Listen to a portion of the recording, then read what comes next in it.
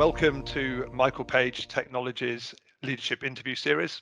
Here we interview technology leaders to understand their key learns from the last 18 months to benefit other leaders and their organisations to make better and more informed decisions as they plan forward to 2022.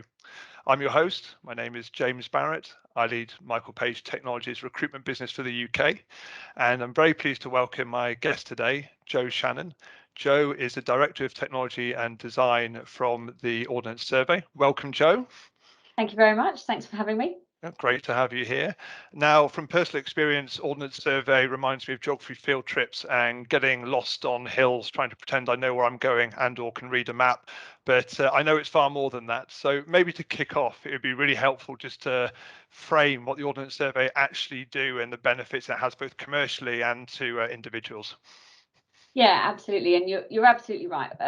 For many people, Ordnance Survey is really steeped in our minds around our very famous orange and pink Land Ranger and Explorer maps. And you've probably, been in the sort of hills around the country, turning the map upside down and trying to navigate the way around it. We've all been there. It's a 230-year-old organisation, and its roots are really steeped in the military. We decided we needed to have a map of the country to help defend ourselves, as I say, over 200 years ago. And whilst we remain very well known for those beautiful and lovely maps, and they still remain very much in our hearts of what we do, today, actually, we're all about the digital representation of Great Britain, and really that enables us to provide data to governments, to business, to citizens to really underpin a large number of really vital use cases that we use in everyday lives, whether that's supporting blue light services, whether that's underpinning the land and property market that is fundamental to our economy. And there are many more use cases that actually I could mention where our data is really trying to really provide that decision making expertise. We've talked in the past around the pandemic and the recent 18 months, and we've really seen how data driven decision making has been at the forefront of our minds for the last while, because we want to know that we're not just making it up, that it is actually based on some sort of evidence or science or what have you, and data and spatial data has a real big part to play in that, where there have been hotspots, where services are impacted, has played a real part in the response, and Ordnance Survey has really been at the forefront of that. Furthermore, we are also still about helping more people to get outside more often, more now in digital form, and we have an OS Maps application that you can download and use on your phone to sort of help guide you around all of the wonderful and beautiful places we have around Great Britain. So and that isn't just about tech. That really is about trying to drive the amazing benefits that we can get from well-being and health from being more active in the outdoors, and that's a really cool part of our business as well. Our maps actually only make up 5% of our business. Oh, really? Yeah, people are really surprised when we say that, because it's still the thing that's at the forefront of our minds, but actually this digital representation of our landscape of Great Britain is underpinning as I say, government services, utilities, and really underpinning a lot of what we do on a day-to-day basis and how we live our lives. And thank you. Until we spoke previously, previous to this call, I wasn't aware of what a critical foundation layer that the Ordnance Survey actually provides, and there's so much that is then reliant on it. And I guess it's interesting that it's such, as you say, the maps are such an archetype of our learning and our culture as we grow up. To now see the digital transformation and the offering, I think is personally I find it really interesting. And in terms of your role then, Jo, Director of Technology and Design, that can be interpreted in different ways in different organisations. Can you just give us an understanding of your remit and where your kind of priorities lie in your current role? Yeah, absolutely. So it's quite a broad ranging role. It covers everything from corporate IT services and infrastructure, so the laptop that I'm connected to this call on today, through to all of our networking, telephony systems, our core corporate systems, from our ERP systems, all the way through to the very specialist systems that we use to go out and capture that digital representation of Great Britain, whether that's utilising and integrating with other technologies and configuring that technologies for our specific use case. My job covers the maintenance, the evolution, the delivery of all of those systems and capabilities across our business. So we deal with a lot of customers, be those our colleagues that we're supporting, actually getting out into the world and doing that capture and utilising that data and providing the services and know-how around how best to get value out of our data, through to understanding what other technologies might be able to, might enable us to do our jobs more efficiently and more effectively as well. It also covers a little bit of international work as well. Okay. So some of the technology that we use, we have looked to try and show other nations how they can, take their countries to see a better place. We recently involved in a really exciting project around machine learning and artificial intelligence to help automatically identify urban settlements in Zambia. Oh wow, that's really interesting. Yeah, in the capital of Lusaka, and again using that to understand what critical services those urban and new settlements might need, be it sanitation, educational services as well. So it's really broad ranging, and yeah, really good fun. Yeah, you have to say that. But no, I was interested. It is a very broad remit, given all the different offerings that the Ordnance Survey have. So I think you have to wear many hats. Now, you and I haven't actually worked together before, and I think it'd be interesting for our audiences to, if I give a bit of context as to why we're talking today and why we kind of set this interview up. In that, I saw a post that you'd made on LinkedIn. You'd recently been nominated for a Women in Tech Award, and you put a post out there which really, I think, in yourself was putting yourself outside of your comfort zone to try and give a bit of context to how you got to where you are today and the challenges and the support you'd received. And I thought it was really brave for you to do it. And I thought I want to speak to this individual and understand a bit more. So could you maybe just give a bit of context as to what led you to put that post, and then some of the content and the messaging? Because I think that'd be really helpful and also inspirational to a number of other people who've been through a similar journey to yourself. Yeah, absolutely. So I have to give credit where credit is due. There was a guy that I spoke to who leads the AI and machine learning team for IBM. And we were talking to him about diversity and inclusion. I champion diversity and inclusion within Ordnance Survey. And he was really sort of saying that it's not enough to just hope that we will, get there as a society in terms of being really, diverse and representative of our communities and really inclusive in the way that we go about life and business.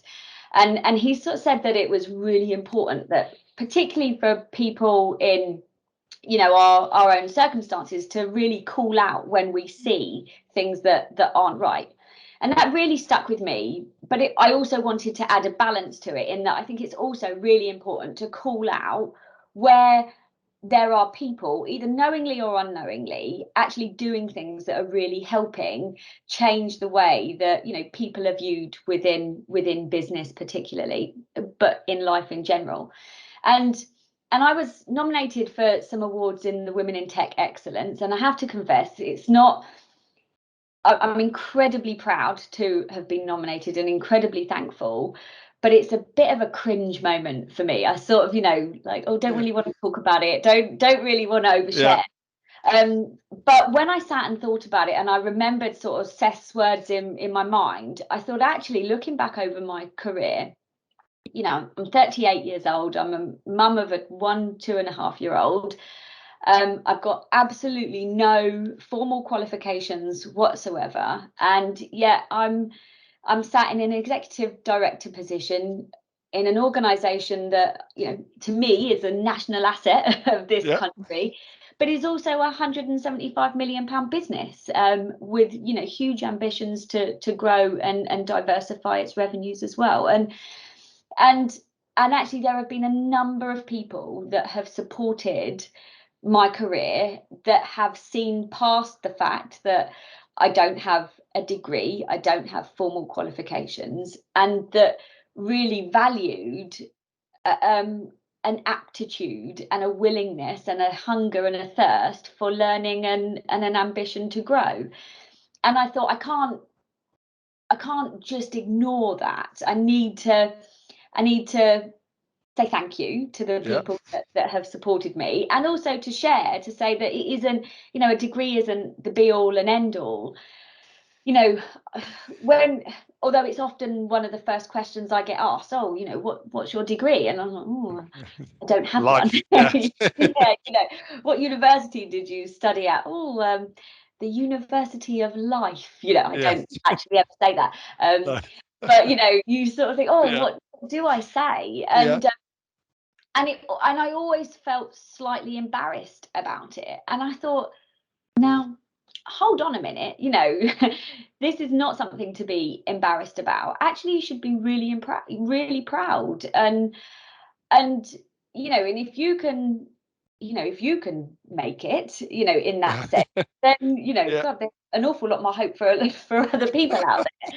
And I guess, so I just really wanted to acknowledge the people that have supported me through my career. I really wanted to share that it isn't about the pieces of paper that you carry around with you that make you successful, and that actually, quite often, and certainly through my career, especially as I've done more hiring and, built teams, I'm not looking at that stuff. I'm looking at someone's desire to learn and grow and develop, and their willingness to get it wrong and use that as a mechanism experience. Develop as well. So so I just felt I had a real responsibility to, as I say thank you, to acknowledge those that have supported me, not necessarily by name, but they all know who they are. And also just share my experiences. So that was really what. And thank you for sharing, because I think it's really important, especially that, I mean, there's a lot in there, isn't there, to unpack in terms of what you achieved and the example that you set, and also to help others in terms of what good looks like. I think the formal qualification ones is really interesting, and now that people have to pay for a degree, there's going to be less people going in, and I don't think that people should be obliged or feel obliged they've got to get a degree to get a good job. And the question we get asked quite a lot by people who have got to a certain point in their career is, should I go back and study? And my view, similar to yours, it's about what you've done and your curiosity and what you bring to the table. A bachelor, sorry to any of our university clients are listening, but a degree isn't going to make you necessarily a better developer or a better leader or a better manager or a better individual contributor. It's about what you do and what you want to bring to the table and how you then challenge yourself and how you learn. And I think getting that message out there is really important, because I think we're going to see more of it. I think we're going to see more of that, of people joining the workforce without that, and then feeling, are they a second class tranche because they haven't? So I think that's a message we need to get through. Yeah, and I think that's absolutely right. And I think, as I say, just to acknowledge some of the people throughout my career that have certainly had a massive influence, because my first organisation really out of sort of school, my first proper job was a small software vendor in Cambridge, and I joined that team as a receptionist and admin assistant, and it was an incredibly intellectual environment. It had been born, the organisation was born out of the Cambridge physics laboratories from the university, and I definitely went through a lot of my early career thinking, oh my goodness, I'm the idiot in the room. Do you know what I mean? Like, how can I even? How can I speak up? How can I ask the questions? And what I found was that it wasn't, and I know it's a cliche, but there was no such thing as a stupid question. And actually, people say sort of, what are your skills? And I'd say that my skills really predominantly lie around common sense and problem solving, and sort of mixing the two. And I always sort of say that common sense, I don't know why it's called common sense, because it doesn't always seem to be that common, and therefore, something that I think should be highly valued. Yeah. But also that ability to break down problems, to find solutions, to have that drive and willingness to find solutions is a massive skill that I think we underplay in the business world generally. I think that's why I found a sort of spiritual home in the software engineering space and systems engineering space, because to me that is all about solving problems, finding the most elegant way to achieve an outcome and overcome a challenge. And so I've naturally fitted into that space, and I've had a go at writing code in the past. Is it elegant? We don't like to talk about it too much. I'm not going to say. It is still in use today. It was about sort of 11 years ago that I did it. But again, I just had this massive thirst for learning, and I was incredibly fortunate to work for an organization that said, if you want to learn and you want to do it, go do it. I'm completely unshackled in that regard. And I totally believe that you make your own luck, but I was incredibly fortunate to be in an organization with a culture that really valued those skills and behaviors. And it's something definitely that I've brought forward into my own leadership, of really, really valuing, to recognize potential. And Ordnance Survey, actually, I'm not taking any credit for this. Ordnance Survey had a trainee scheme before I joined the organisation, a trainee engineer scheme, but it was something that we've reignited over the last sort of four years with my team. And it is just the most brilliant way of getting really great talent into the organisation. There's always ways that we want to try and improve it and try and bring in, greater levels of diversity into the group, and that diversity of thinking more than anything as well. But we've had people, come onto our trainee engineer scheme that have had a career in the police, but want to learn systems or software engineering. We've had people come back having had, their first child and post maternity leave, looking for new challenges, and have come onto the trainee scheme. In fact, the lady that I'm thinking of right now is one of our lead engineers and has progressed, right through, and is a phenomenal software engineer, and also a fellow nominee for the Women in Tech Excellence Awards. And so, I just think having that sort of unconstrained thinking about where talent can be accessed and how you can give opportunity for people to shine is really really important, and something that certainly I've taken forward from my early career. Yeah, and I think increasingly pertinent as we see everywhere that the demand for tech talent is outstripping supply significantly. So if it's an opportunity to give recognition to those that might not have had a future in technology, I think that's fantastic. And look, you come across as very confident. And were you always that way, or was that something that someone unlocked in you when you had that platform in your first proper job, as you termed it? No, and to be honest with you, not much today either. Quite a lot of it is a facade in some respects, and I don't mind admitting that. I think I'm very much a believer in some circumstances of fake it until you make it, and if you can portray yourself as confident, then I think people can feel that and see that, and then it becomes a bit of a virtuous circle. But no, and I still have huge moments, even recently, when you sit there and you think, oh goodness, am I good enough? Have I got something useful to say? Am I contributing? Am I adding value? What more could I be doing to sort of drive a better outcome, or what have? To me, part of that and some of that is really healthy. Some of it is part of my own personal development that we have to continue to work on ourselves, and I'm very keen to continue to do that. Some of it, though, is, I think, fundamentally about putting yourself in situations where you feel slightly uncomfortable and doing it anyway.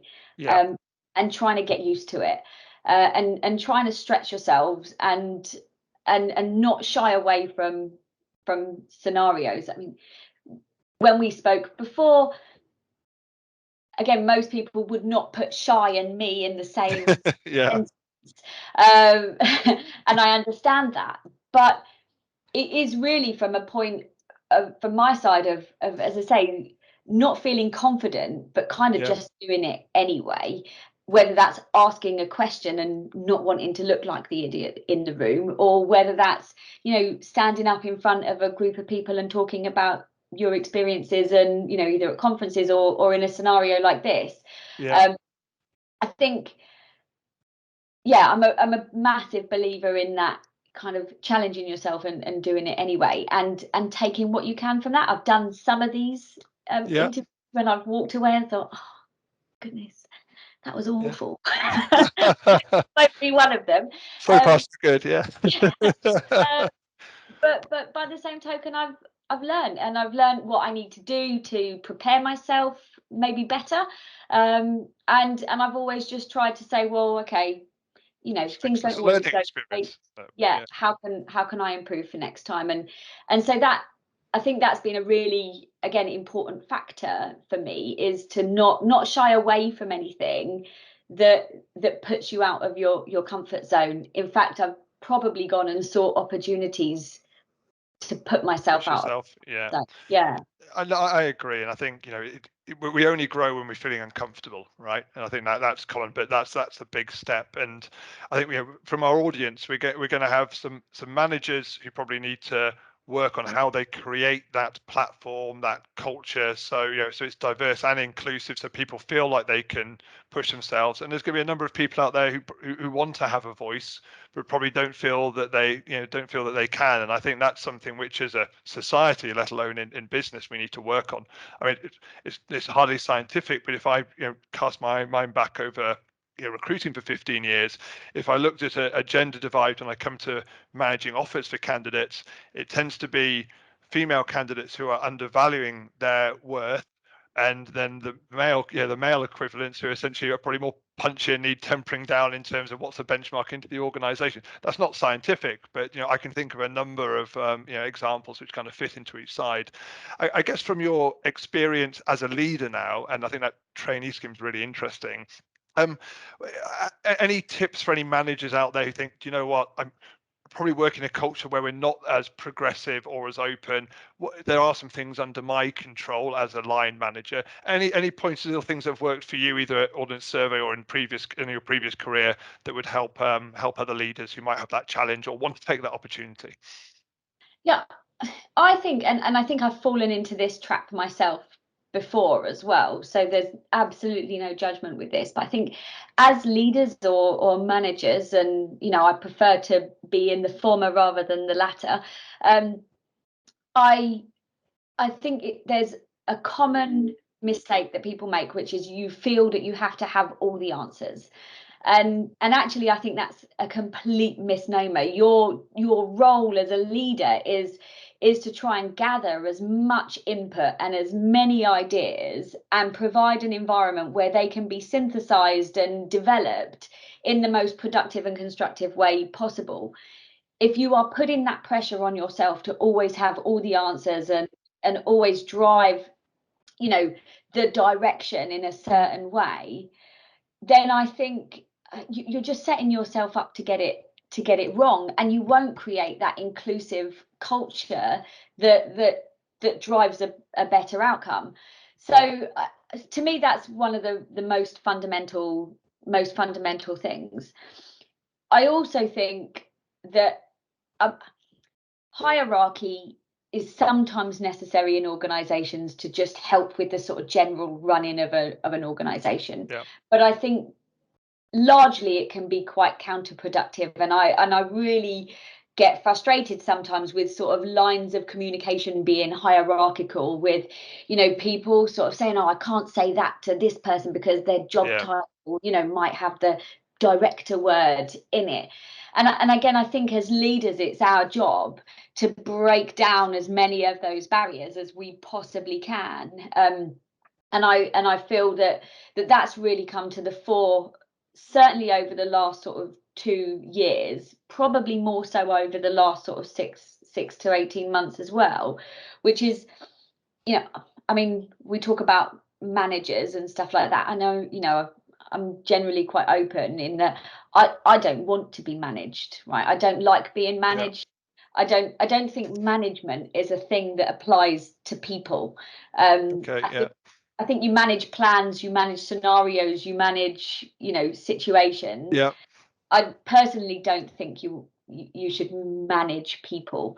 And I certainly have never wanted to be managed. I don't know if there's some sort of inner free spirit in me, but it's not something that I've ever responded well to. I want to be coached. I want to be mentored. I want to be led and guided. And I want to be given space to make decisions and get it wrong, and I want to be given the opportunity to correct it and learn. And so, I try and take that forward as well. I don't subscribe to the sort of quite traditional ways of people management or line management, and it certainly doesn't work for me as an individual, and I don't want to be that type of leader either. I do feel that my largest responsibility is that creation of an environment that enables the people that have done so smarter than me to to really feel, again, unshackled and empowered to be creative, to be outspoken. Outspoken is sometimes comes with negative connotations, sometimes particularly if you're female.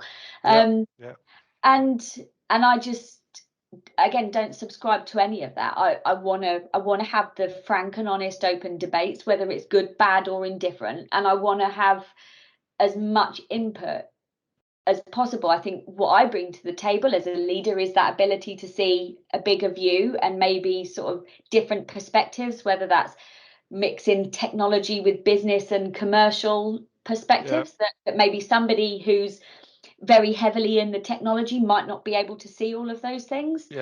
And that it's really important that we value all of the different elements that make up a team.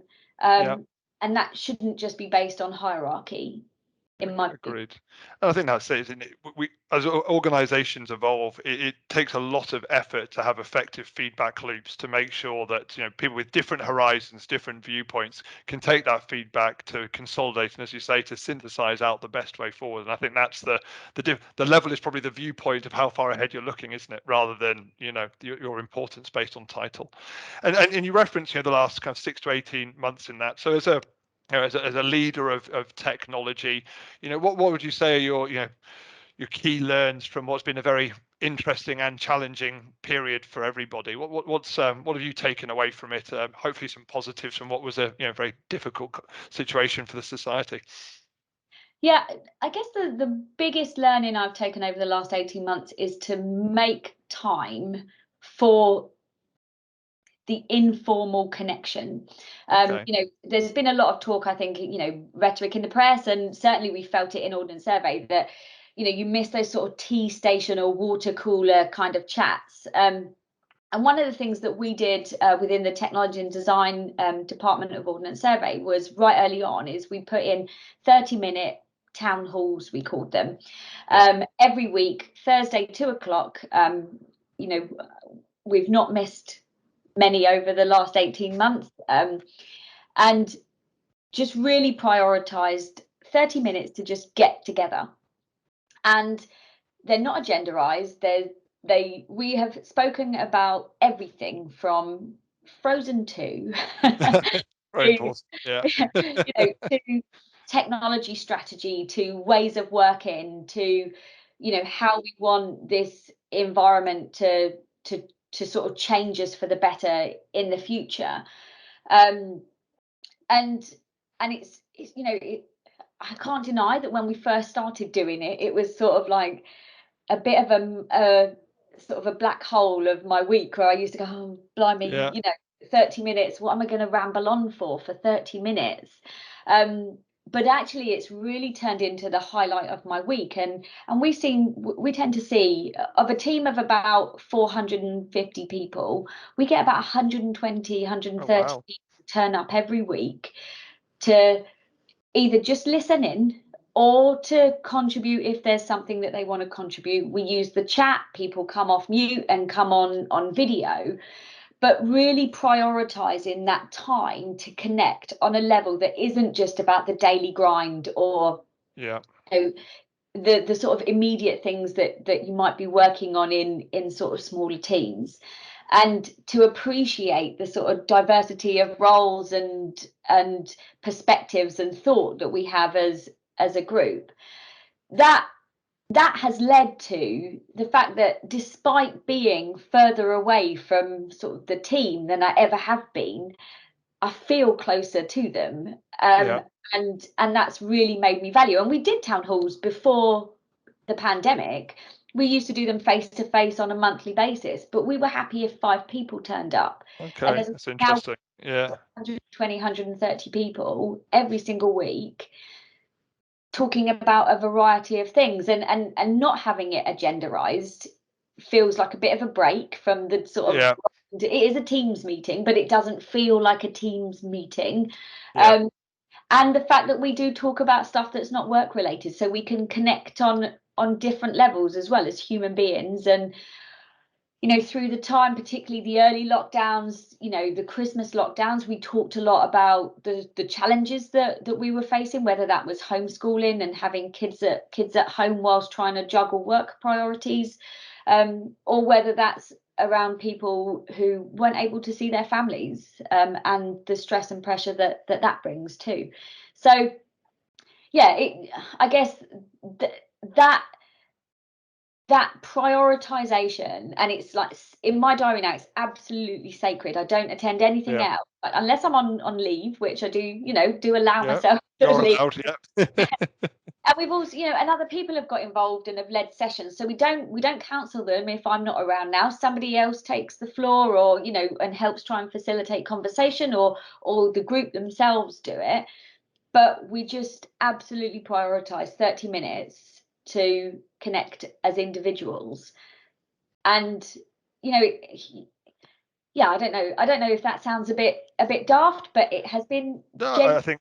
I think it's the hardest part, and as you say, you know, you have to orchestrate it, but ultimately it then has to have value to everybody. And the fact that people are still sticking with it over this period of time and it hasn't disappeared as the world is hopefully, you know, moving on and easing up, then I think that's testament to its success. So Frozen 2 better than the original. Oh, well, We in haven't my got time. We haven't got absolutely. time. Yeah, yeah. And then in terms of just moving forward, then you know from Ordnance Survey and in your role, you know, as we're looking, you know, the horizon. You know, you have a different horizon to a lot of your team. Looking forward into next year, what do you think will be the priorities, the key opportunities for you in technology at the OS? So from a tech perspective, it's, you know, trying to keep pace. Technology changes all the time at a faster and faster rate, and for us, it's about how do we really embed the agility to keep pace with the changing technologies. From a human level, for me, it's around again continuing to create that environment as the world does go back to some kind of normal. How do we keep all of the really good and positive things that we've learned about ourselves and each other over this time? A massive element of that is within Ordnance Survey, we've taken the approach that people can choose where they work best. So whether that's in the office, whether that's at home, or whether that's a mixture of the two. And particularly from a technology perspective and my own responsibility, I feel a very heavy responsibility to make sure that works technically, that the experience that somebody has of work is the same whether they're in the office or whether they're at home, so that again we can try and well, so that we do keep that element of choice in how and where people work, because there have obviously been challenges, be that, you know, work and life crashing together and not being able to separate the two. But by the same token, particularly as a mother myself, And I work a compressed week, so I adopt flexible working practices anyway. But I love the fact that I can go down at 5:30 to have tea with my husband and my daughter and go back to work afterwards. That I can balance the the demands and pressures of work with my desire to be a present mother and wife. And so I really, not just for myself, but I really want everybody to have that opportunity. And that's not whether you've got kids or not. That might be you want to spend more time with your dog. That might be that you spend more time cycling or surfing or, doing something that brings joy. Because I think having the ability to do that and manage that more autonomously leads to, from a business perspective, higher productivity, greater allegiance to organizations. But also I think it helps us be more creative individuals as well. So for me, it's about driving that experience, making sure that we're adopting technologies and practices that enable us to be much more on the front foot in terms of the experience of work, and we enable our people to be at their best by giving them the opportunity and the choice to drive how best they can perform and grow and develop and be at their best. Yeah, thank you. No, and I think that whole future of work piece is going to be a key lever for organizations in terms of who wants to attract the top talent and who wants to retain it. But it's not just about saying work from home, it's about building the culture, the processes, the support. And if we overlay the early part of the conversation, we want to encourage people to have a voice. We want to encourage people to be comfortable being uncomfortable, because that's how they grow. We're going to have to work extra hard as managers, as leaders, to be able to create an environment where someone sat at home feels that, especially if they're a trainee, right? Because they don't know what's possible. And I think that's going to be a huge investment, regardless of the technology. Investment of time over money, I would say. Yeah, and also making sure you pick the right tools, because and we've been experimenting with loads of different tools, particularly around that sort of mob programming practice as well. How can you feel as though you're in the room working on something together, and you might be at opposite ends of the country? And again, from a technology perspective, that's incredibly exciting. There's so much out there that we can utilize.